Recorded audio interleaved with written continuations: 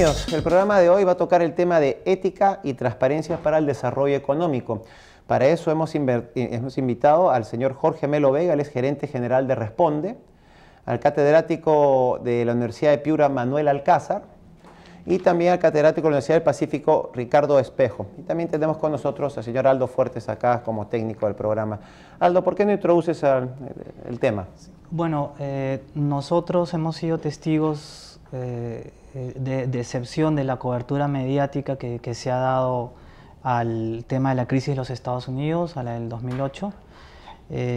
Crisis que termina desencadenando una inestabilidad mundial fuerte, que bueno, tiene otras razones también, pero sí, ciertamente la crisis de Estados Unidos empieza o termina siendo un detonante de inestabilidad mundial. Y en este contexto, el leer un artículo en el diario famoso de finanzas, Wall Street Journal, que habla sobre la crisis de Estados Unidos como una crisis finalmente de la avaricia, es decir, una crisis generada por la avaricia, deja a uno en la reflexión de lo que le enseñan en una escuela de negocios, por ejemplo, ¿no? Si es que tienes que maximizar el valor del accionista o de la persona para quien tú trabajas a toda costa, o como es el caso de la crisis también en Estados Unidos, o maximizar el valor de tus intereses que pueden estar sintonizados con los intereses del accionista y que a su vez pueden estar totalmente desalineados con temas de ética y de valores. Entonces viene toda una pregunta, si en realidad las escuelas de negocios o la actividad económica, la actividad empresarial, al tener como máxima la maximización del valor de la inversión, de los accionistas, termina, si es que no tiene un norte, es decir, si es que no tiene unos pilares sobre los cuales se va a hacer esa maximización, podría destruir finalmente valor social y económico.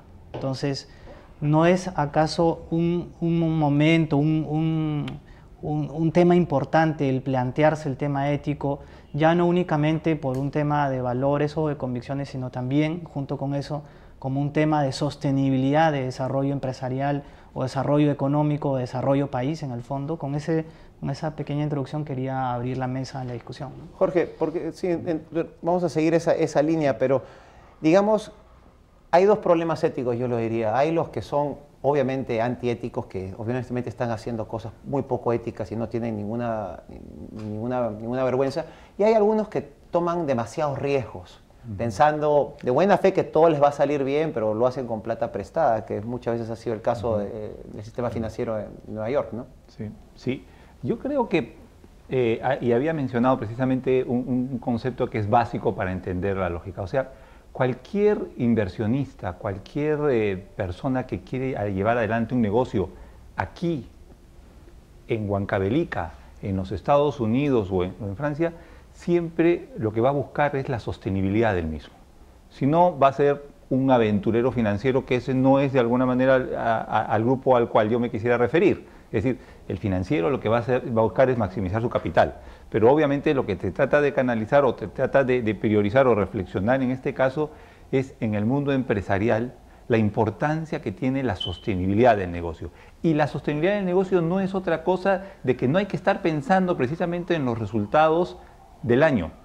Hay que estar pensando precisamente y más bien en cuál es mi relación que tengo con todos mis grupos de interés y cuánto valor estoy agregando a la sociedad. Esto no es un tema de ser principista per se, sino que en la medida en que yo estoy agregando valor en la sociedad, en la medida en que yo estoy mirando cuáles son mis grupos de interés, me va a ir mejor, ¿no? Y por eso que en el mundo de la responsabilidad social hoy se habla cada vez menos de responsabilidad social y se habla mucho más de la lógica de la sostenibilidad.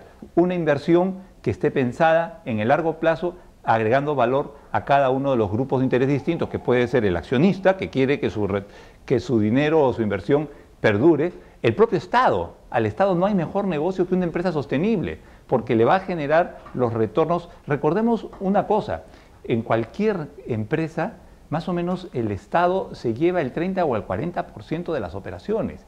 Es el principal accionista de cualquier empresa. Entonces, al Estado sí le interesa que las empresas sean sostenibles y que avancen. Lo mismo a los trabajadores, a los colaboradores, a los proveedores. O sea, a todos los grupos de interés les interesa la sostenibilidad de la empresa. Pero en el corto plazo, cortar esquina, o sea, hacer un poquito de cosas fáciles, que un poco de criollismo también te da plata, en el corto plazo. Sí, pero normalmente sabemos que la posibilidad de que este negocio sea sostenible es bien complicado. Y cuando hablo de negocios sostenibles, estoy pensando en esos negocios que vienen perdurando 10, 15, 20 años. Hay muchos negocios, empresas exitosas, y sería cuestión de repasar estas grandes marcas o grandes empresas que han estado en el mercado y que ya no están más, porque fueron absorbidas por otras empresas que lo hicieron mejor. Pero, por ejemplo, una cosa tan simple como echar desmonte. Sí. Yo rompo algo y tengo que echar desmonte. ¿Qué me va a decir a mí que yo no echo el desmonte aquí nomás a la vuelta, tras el cerro, o en verdad me gaste un poco más en camionar? O sea, en el corto plazo me estoy ahorrando en transporte. Eso hasta que alguien me denuncie, ¿o cómo eso lo pueden hacer las empresas chichas, esas empresas que se crean para una obra determinada. Hay algunas mineras que tampoco no se portan tan bien. Yo creo que en el caso de la minería se es un poco injusto en nuestro medio. Nosotros tenemos en el Perú la oportunidad, y somos de los pocos países en el mundo en el que tenemos en el Perú a las empresas que forman parte del Dow Jones Sustainability Index, o sea, el índice de sostenibilidad que precisamente revisa todos los comportamientos éticos de las empresas. Nosotros tenemos esas empresas acá. Son las empresas que desarrollan la gran minería. O sea, son las buenas. Digamos, así es, porque las empresas cuando están en el Dow Jones Sustainability Index lo que quieren es mantenerse allí, porque en el momento que dejen de estar en ese índice, sus acciones se caen, se desploman. Entonces, se está señalando al mercado de que no es una minera sostenible. En el Perú tenemos a las mejores y desarrollan las mejores prácticas. Lo que ocurre es que venimos con una tradición muy complicada de un Estado que ha hecho empresa minera y mucha minería informal. Esa es la historia. Los pasivos de nuestra minería son generados por las empresas medianas o informales, claro, o por el Estado. La gran minería tiene en el Perú menos de 10 años. Manuel, ¿cómo introduces tú este tema de la ética y los negocios? Bueno, es un tema importantísimo, de tremenda actualidad, y al cual yo suelo dedicar un curso lectivo con mis alumnos de MBA que eligen llevar este curso de ética. Y me acuerdo de una anécdota, un comentario de uno de los alumnos que hizo este curso, en el cual yo lo que intento es saber si logro transmitir una idea de lo que yo entiendo que es ética. Y recuerdo que este alumno me dijo: vine a este curso esperando ver discusiones sobre problemas de ética en la empresa, etcétera, y este era mi tercer curso de ética en lo que llevaba de su carrera profesional, y es el primero en el que me hablaron de la libertad. Yo creo que para entender la ética hay que entender primero qué es una persona, qué le hace bien y qué le molesta a una persona, y hay que entender la lógica de la libertad. Es decir, la pregunta del millón: si yo tengo la oportunidad de tirarme una plata, porque he visto la oportunidad, y creo que no se va a enterar nadie y no va a quedar rastro, porque lo tengo muy bien pensado, estoy muy protegido, ¿por qué razón no haría eso?